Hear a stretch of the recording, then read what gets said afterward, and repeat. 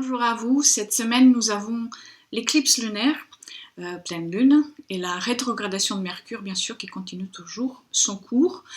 La pleine lune éclipse lunaire est à 24 degrés du Capricorne, cette fois à côté de Pluton, pas loin de Saturne et du nœud sud. Alors c'est un peu comme si nous nous trouvions à un carrefour karmique d'une certaine manière, d'ailleurs pas que depuis maintenant, mais c'est plutôt comme s'il y avait une convergence des cycles qui sont en train de définir de plus en plus pleinement une thématique karmique. L'axe Cancer-Capricorne est celui par où l'effondrement et le renouvellement est en train de se faire. Cette pleine lune, éclipse lunaire, vient forcément parler de culmination émotionnelle et énergétique, de révélations liées au passé ou de révélations inconscientes qui se clarifient ou qui reviennent, réapparaissent et surtout encore plus avec l'aide de Mercure rétrograde. Les thèmes de Saturne-Pluton quand ces planètes sont ensemble, ce sont des thèmes qui viennent mettre en avant le pouvoir et surtout le pouvoir du patriarcat, le contrôle, la domination, la dépression aussi, la décroissance, la destruction, la mort, mais aussi la transformation, la régénération, la maîtrise, la capacité à dépasser les peurs et les oppressions, la sobriété, la structure, etc. Mais surtout, ce qu'il est important, je pense ici, c'est de se questionner sur le niveau de conscience avec lequel nous allons accueillir ces énergies. Car c'est bien dans le type de réception et puis dans le type d'accompagnement que nous réservons à ces énergies qu'elles vont ensuite finir par se matérialiser en nous et autour de nous. Imaginons maintenant que ces thèmes Saturne-Pluton sont en train d'agir sur l'axe Cancer-Capricorne. Qu'est-ce que ça veut dire ? Ça veut dire que c'est l'axe des structures et des fondations sur lesquelles nous appuyons. Ça veut dire que de la structure familiale, en passant par la structure émotionnelle et la structure matérielle, liée aussi d'une part au rôle et responsabilité que l'on incarne dans la société, tout ça jusqu'à la contribution qui est la nôtre au monde. Donc tous ces sujets qui touchent de près ou de loin à ces thématiques sont en train d'être secoués et continueront de l'être aussi encore pendant quelques années bien sûr, surtout en 2019-2020. Je vous en ai souvent parlé d'un deuil collectif que nous sommes en train d'accueillir, mais comme tout est relié, nous sommes aussi en train d'accoucher d'une nouvelle façon d'être au monde. Et vous imaginez bien que cela ne prendra ni 1, ni 2, ni 5 ans. C'est comme si nous étions en train de passer par le canal de naissance lors d'un accouchement, et certains d'entre nous résistent encore à traverser pleinement, totalement ce canal. Et nous savons bien que la naissance reste tout de même encore comme le moment le plus cru et le plus sauvage de notre vie. Une vie qui est devenue tellement aseptisée aujourd'hui qu'il ne nous reste que peut-être encore ces périodes d'initiation pour nous rappeler d'où nous venons, qui nous sommes vraiment et que nous appartenons à un grand tout qui se transforme sans cesse.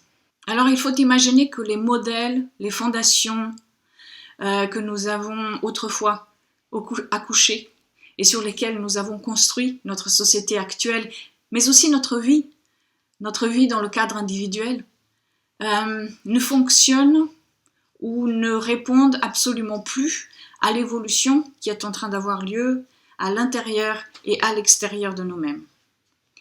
Puisque ces deux polarités ne sont en réalité qu'une seule.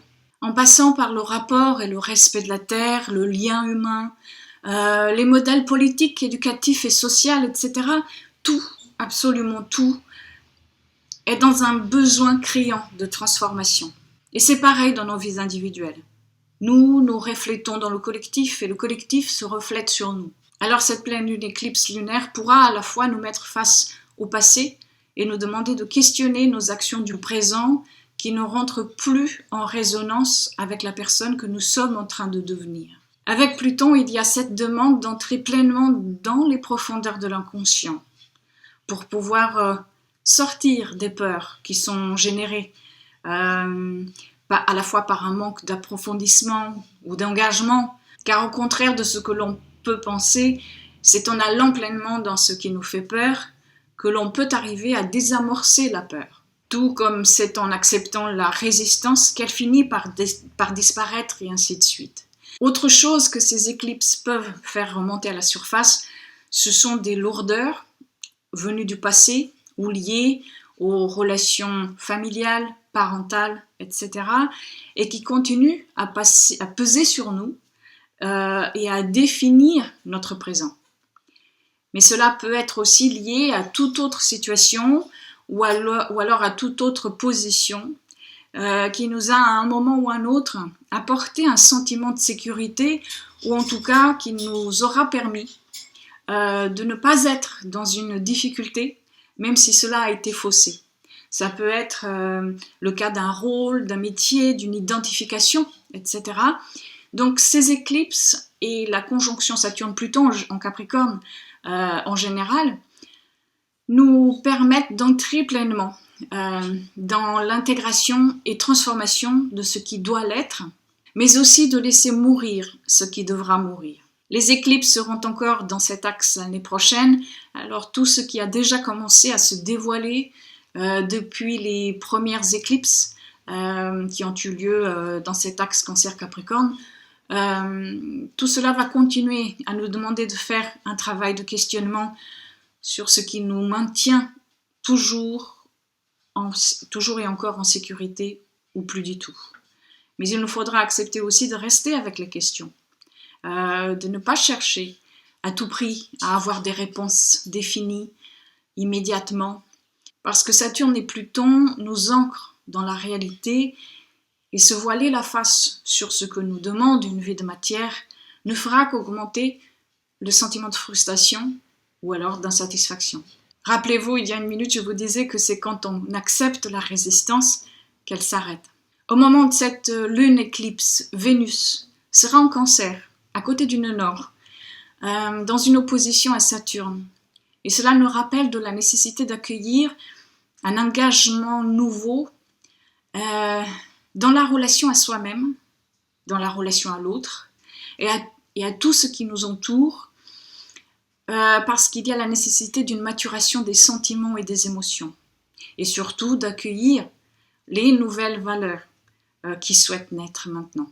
Cet aspect entre Vénus et Saturne invite, ou alors nous pousse, à l'intégration de l'archétype du féminin dans les nouvelles structures qui sont en train de se développer.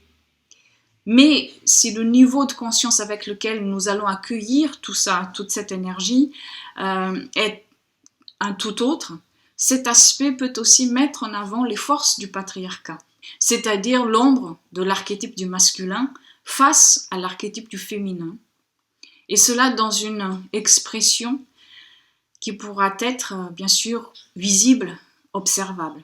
Le projet Quintessence pour accompagner les éclipses de ce mois de juillet pour chaque signe est disponible sur mon site internet et le lien est ici dans la barre d'information. Et puis si vous avez des planètes personnelles, points ou angles de votre thème natal dans le 2e ou le 3e décan des signes cardinaux, Bélier, Cancer, Balance ou Capricorne, vous pourrez peut-être ressentir plus fortement la pleine lune éclipse et aussi l'opposition Vénus-Saturne. Voilà, merci à vous, merci d'avoir regardé cette vidéo, merci pour vos partages. Vous pouvez suivre mes textes sur les réseaux sociaux, Instagram ou Facebook, et les liens pour y accéder sont aussi dans la barre d'information. Je vous souhaite une bonne pleine lune éclipse, pleine d'aboutissements et révélations, et je vous dis à très bientôt.